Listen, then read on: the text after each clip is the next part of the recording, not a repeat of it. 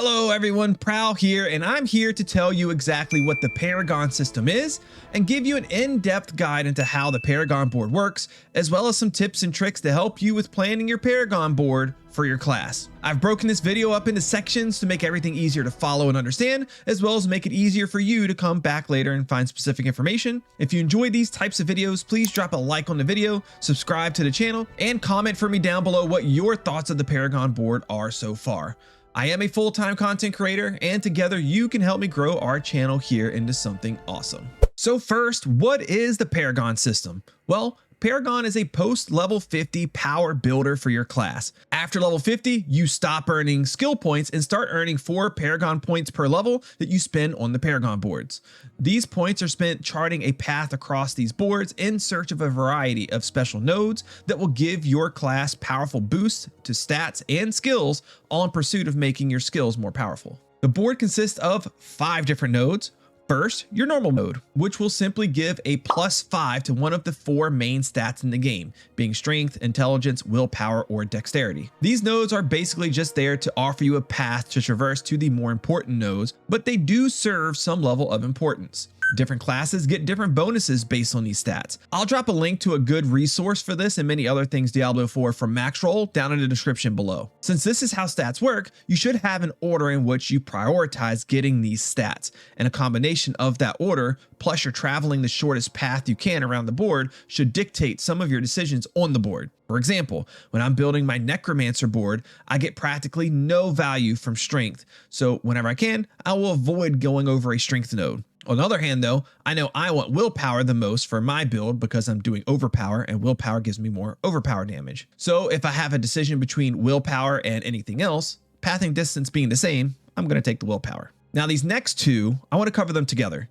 because they sort of come bundled that way. Magic nodes, which are the blue ones, and rare nodes, which are the yellow ones. I say these are bundled together because what you will typically find is that the blue magic nodes are themed in some way around the yellow rare node that they surround. The rare node will have 2 stats on it. For example, 30% overpower damage and 4% damage. Then it will have a stat requirement to unlock an additional bonus. For example, have over 345 intelligence and you get a bonus 30% overpower damage. You will then usually have 5 magic nodes around this rare node that will usually be the same or similar to the rare node's stats. Using the example rare node a moment ago, you would have 3 magic nodes with a 15% overpower damage and then 2 magic nodes with 5% damage. As you see, those magic nodes are matching the stats of the rare node. Then you have your legendary node, which is the orange colored node on your board. This node will offer something more unique, whereas the rare and magic nodes are really more just buffing more common attributes. Depending on your class's build, these nodes may be extremely powerful or not useful at all. We will go over an example board later while I'll give a generic example of how to use a board and the decisions that you will need to make along the way,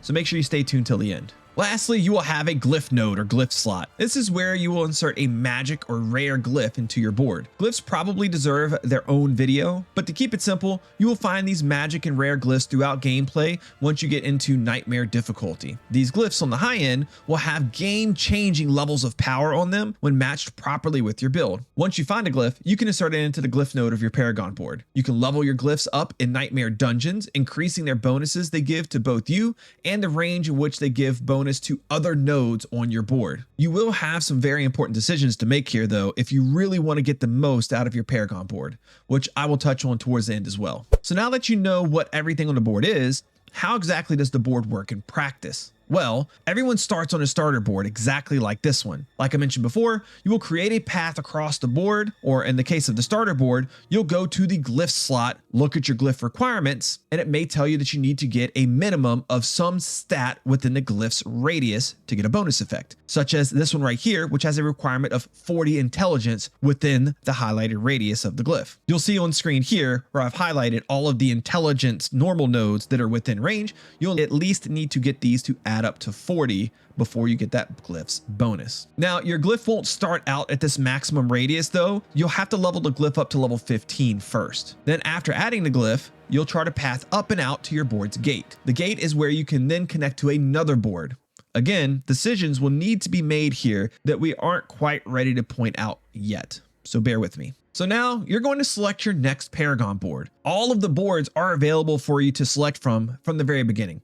You don't need to find, unlock, or earn them. They're just there. Once you select the board, you can rotate it to start at whichever of the 4 sides that you want it to start at. So if you're unsure of where to start and are just like learning things and trying to figure it out for now, you'll probably just want to start at the side closest to your glyph node, as most, although not all, builds will be going this route and starting close to that node anyways. It's a pretty safe way to start until you become more experienced with and learn more about Paragon later down the road. So with all these subsequent boards, you're pretty much just basically repeating what we've already learned. You move across the board in the shortest path possible, looking at the glyph node, the rare node clusters, and the legendary node, seeing what you want from the board, getting these nodes, and then getting to the next gate to open up the next board. So you can kind of see or imagine in your head how you're charting a path across that board, accomplishing these goals. Now, you can get by doing just this, and if you start out this way, that's fine. You could actually refund some of or all of your Paragon points you spend because they aren't permanent expenditures. You can respecialize.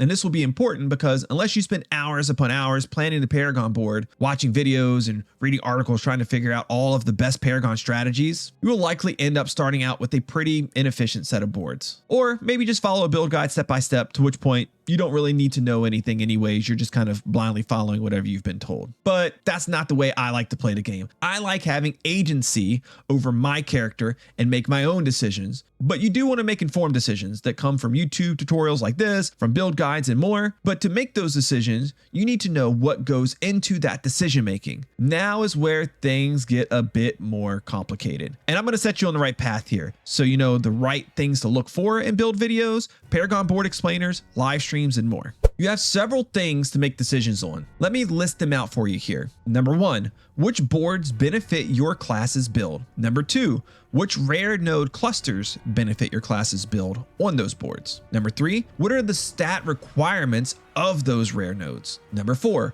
what legendary nodes benefit your class's build? Number 5, what glyphs benefit your class's build? Number 6, what glyphs match up the best with the boards that you've selected for your build? And number 7, what order should you select your boards in? Now, this decision making can get extremely in depth. So if you would like me to make a full video strictly on this decision making process full with examples and in-depth explanations of how you should be deciding, let me know down in the comment section below or drop into my Discord channel and let me know there. But I'll tell you here why each of these things are important. First, with 8 different boards available, not all will have something for your class's build. Depending on what build you have, maybe you find a benefit in 6 of the boards. Or maybe you find benefit in only 3 or 4 of them. And how many boards you're going to try and get will affect everything else that you do. You will decide how many boards you want to take by looking at all the aspects of the board. How many rare node clusters are good for you? Do you want the legendary node? Are the rare node clusters inside the glyph radius good for you? These are all decisions and things that you're going to have to consider. Then you will need to decide the order you will take the boards in. This is important mainly for one reason. Remember when we talked about stat requirements for rare nodes? I gave you an example earlier of needing 345 intelligence for a rare node's bonus. Well, that number is based off of what order in which you took the board in. Your third board will have a higher set of stat requirements than your second board. Your fourth board will have a higher set of stat requirements than your third board, etc. So which board you select in which order really starts to matter. Maybe for your class, dexterity is the third in line stat for you. You don't end up getting a whole lot of it, but a rare node that is extremely important for your build has a stat requirement on it for dexterity. Well, if you select that board as your second board, that dexterity requirement might be pretty low. Let's say 270. But if you take that board as your fourth board, that requirement will go up to 450 dexterity. What if you can't get that much dexterity? Well, then you're losing a potential bonus that you should be getting. So in most cases,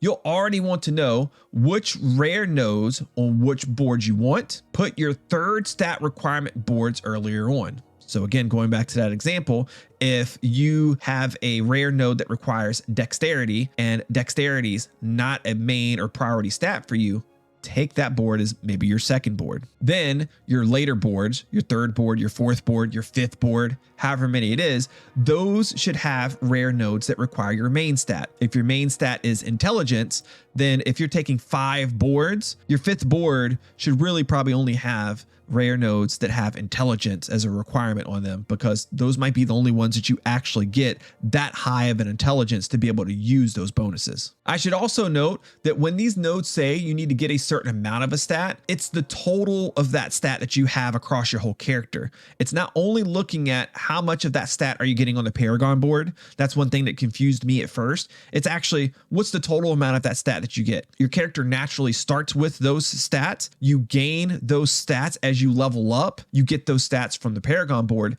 and you get those stats from your gear. So if you need to get more intelligence, for example, then if you have some piece of equipment that gives you plus 120 intelligence, that's going towards that requirement. So that can help you get to those requirements easier, especially in the late game. So with some careful planning, you should be able to get all of your rare nodes bonuses. Now, the next thing to consider is what boards have both a glyph node that you want, which will probably be like 99% of the time, and which ones have a legendary node that you want, as these are usually pretty far apart from each other. And then also, if you path from one to the other, can you do so in a way that gets you a rare node cluster that benefits your character along the way? You are going to often run into some major decision making here, as you can't just have it all. You may have to decide between getting 6 Paragon boards with glyphs on them and not getting any legendary nodes, or going with maybe only 4 boards, getting your glyphs and your legendary nodes and some rare node clusters along the way. Basically, you only have a limited number of Paragon points to spend. The max is actually 220, so you will be leaving things on these boards that would be nice to have, but you won't have the points to get to them. So making some sort of like prioritization list is probably going to be helpful in your decision-making process. Now, back to the glyphs. Every glyph will give a bonus to the nodes and the glyph's radius in some way, whether that be to the rare nodes, to the magic nodes, to both of them, or the glyph will instruct you to get a certain number of stat points within the glyph's radius to get more and more of a bonus the more of that stat point you get. For example, it may say plus every 5 dexterity that you get, you will increase this stat by this amount. So there may be a big difference between getting 30 of a stat point and 50 of a stat point will make a huge difference in the bonus that you get. And there's some great tools and utilities to help out with this, such as a tool made by Don the Crown that I'll link down in the description box below as well. These decisions, they will make a huge difference in a character feeling just like it's kind of manageable and fun to play and like sit there and fight and grind the mobs, and absolutely decimating everything in your path. And that being said, I hope you decimate everything in your path. And I hope that this guide is going to help you do that and help you better understand how Paragon boards work a little bit better, the importance of planning out your Paragon boards, and give you a good start on how you should start planning your own board and searching out further information on the best way to do that. If this type of content is helpful to you, remember I am a full-time content creator. Switching over from one game to another is not easy and is a little nerve-wracking. So having your support by just simply clicking the like button, subscribing to the channel, or even just dropping a comment down below about Paragon boards can actually help a channel like mine grow a lot. So if you want to talk more Diablo IV, join my Discord channel, which is linked down in the description below, and be sure to catch my live streams over on Twitch by searching for Prowl8413 and following me there as well. Thank you so much for watching, and I'll see you in Sanctuary.